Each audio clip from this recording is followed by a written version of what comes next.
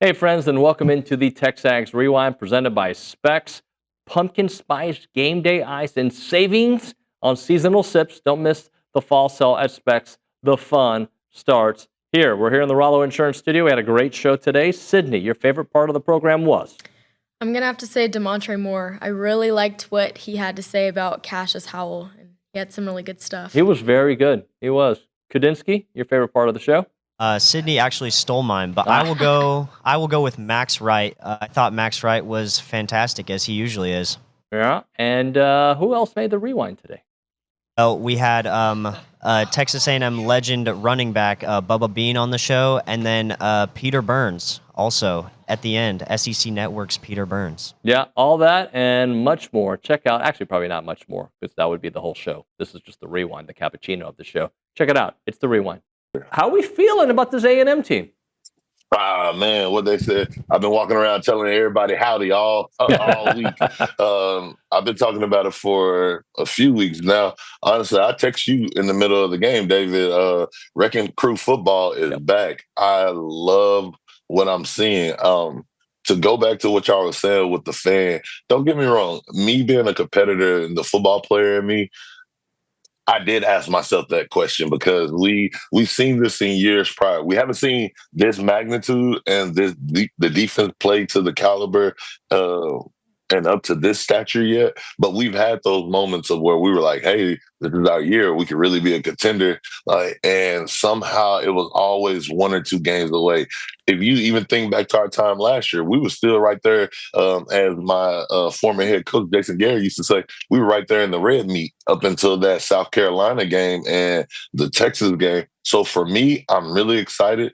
I see that we keep improving week in and week out, but also it's like I'm still trying to stay focused and stay locked in. The football player in me is like, how can they get better? Because even with us playing exceptionally well, being undefeated, it's like Coach Sherman used to say all the time. It's never as good as you think it is, and it's never as bad. But how can I get better week in and week out? And as long as I can do that, everything's going to be good. So right now, it's smooth sailing, baby. Hey, Damontre, I think they get a lot better if they just cut their number of penalties in half. As a player, I don't know if you were ever on a team that had an issue with penalties, but as a player, how do you handle it? I'm sure it's talked about among the players too, not just among fans and media and coaches. No, it definitely is. You talk about it amongst players. Unfortunately, right now, when you're winning and everything's going good, it's not as big of the emphasis. Like, it's easy for guys to joke around and be like, "Oh, he's going to get offside." But as long as he gets offside, then he makes it up with a sack, or as we call the racer plays. You might give up a penalty, but if you come back and get multiple pancakes and the team wins by 2 or 4 touchdowns, that's a race. People aren't thinking about it, but those great coaches are attention to detail, and I can say everything that I've heard from Elko, I believe he's one of those guys of saying like, "Hey guys, like we're right here, we're winning, but we're supposed to be winning by a lot more." It feels like this is a sustainable model, and I don't know if last year felt sustainable. I don't know if some of the Jimbo years felt sustainable. 2020 on a different level, but just am I right here? Am I just talking mess, or do you see what I'm saying? No, absolutely, I do. You're not going to offend me. I know that we had a lot of talents and sometimes didn't play up to the ability that maybe we could have. But you're absolutely right. This team feels like it has the depth in all positions to do something really special. I don't think that there's really any positions around our offense or our defense that we lack in a way that whenever I was out there on Saturday, especially watching, I saw as, okay, that's a weak spot in our team that could be exposed here in coming weeks. I really do think that as a whole, this team is playing at such a level to where I feel confident that they can go out and compete with just about anybody. The staying healthy side of it too is a big thing as well. I've been really happy with how the team's been, staying healthy. Obviously, that's a big shout out to the strength coaching staff and getting those guys prepared for a season. And this is obviously the brute force of it now is about to take place with the heart of the SEC play happening. But as a whole, this team does feel like it has the foundation to really do something special. And I mean, 5-0 for the first time since 2016. Got the chance to go 6-0 and continue on that this next week against Florida. So this team really does look like they can do something really special this year. I'm also going to kind of explain why I think it feels different to me and tell me if it's a little bit on the same page. Last year, it felt like offensively it was all about Le'Veon, right? And or the running game, I should say. And also defensively, they were being gashed. There was big plays. Yeah, there was only 3, 4, 5 big plays that would cost them, but there were a lot more of those. So I feel like those two areas are like A&M can beat you offensively multiple ways this year. And defensively, they're doing everything that we asked them to do in the offseason, right? And that's why I feel like it feels a little different. Yeah, I agree. They're playing really complimentary football all around. You're absolutely right. Last year, Le'Veon was the workhorse of this offense, and whenever he went down, we saw the impact of that in our offensive productivity throughout the rest of the year.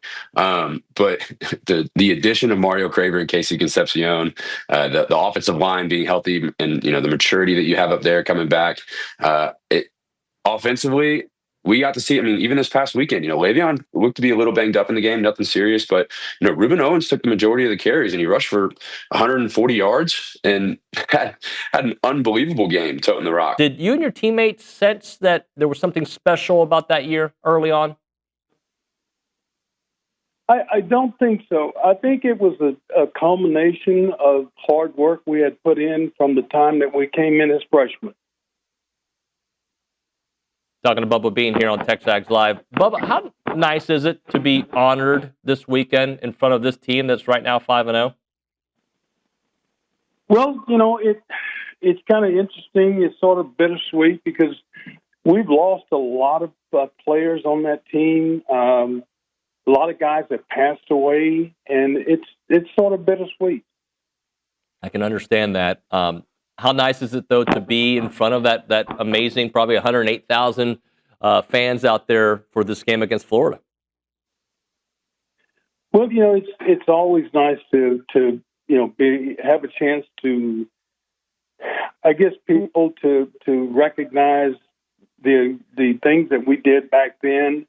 But it's hard simply because of so many guys we've lost, and it'll be nice to see the guys that do come back. I stay in contact with quite a few of them. We play golf now, so we're old guys now. We're old men now. The last time you were on, you told us a little bit about the story about gracing the cover of Sports Illustrated. Can you just remind us about what that meant at the time, and just looking back 50 years later? Well, it was something that I did not expect. It was something that happened. The fact that we beat Texas, and just so happens, I guess I was one of the people that helped that to be achieved. And they thought it would be something to be nice to go on the cover of a magazine. I get covers from time to time from people to sign, but I will only sign them if I know they come from A&M people. And so, I'm proud of that, but, I've moved on since then. Man, I wish I was in College Station either last weekend or this weekend. I'm telling you what, I still the blackout, the all black on black look just looked amazing. And the script in the end zones, it was a clean look from the Aggies last weekend. It was, and I think that crowd all wearing black with the white towels really popped. Oh, there's no doubt. When Mo Bamba plays, and Power, I'm just and I know y'all are doing the throwback, but I'm like, dude, Mike Elko going forward, just go full into the dark side, Darth Vader, turn that into a new tradition out there. I'd love to see it, and they're going to need it this weekend because damn, if DJ Lagway, they kind of got something figured out last week. I'm just trying to figure it out if it actually travels now. Well, I'm interested because you saw Florida play LSU, and just from what you saw from that game, and then kind of compare it to what you saw versus Texas, I feel like this is a really good team that just has a couple of losses. Am I right in my thinking? Yeah, I think that's fair. I think you're seeing a DJ Lagway that's finally healthy enough to practice with the better players on his team. Remember, he didn't have spring football, and because he was, banged up, he didn't really practice in the fall. So basically, they threw the ball out there and be like, all right, go figure it out again. And he didn't play a ton of football last year. So, again, this is a guy that's finally starting to practice, and they got playmakers, man. Dallas Wilson was a stud. I mean, like, we talk about guys like Jeremiah Smith over at Ohio State or Ryan Williams, coming on the scene as a freshman last year for Alabama. But this kid is legit. He's a real deal. I mean, it kind of reminds me of like a little smaller version of Anquan Bolden, and that's a true freshman. So they finally have that kind of 1-2 punch offensively. The question is can they do it on the road? I've seen DJ on the road one time with my own eyes. I was on the sidelines. It was 5 interceptions. They got to him. That's why I think it's so imperative that the crowd is truly the 12th man coming up on Saturday night. All right, Sid, I would like for you to close it out. I want you to tell the people what to do, but I also want you to work in deep fried Oreos somehow in that close. Okay? Okay. Make sure to like this video and subscribe. And if you're watching this, comment deep fried Oreos. Okay, whatever works. We'll see you next time.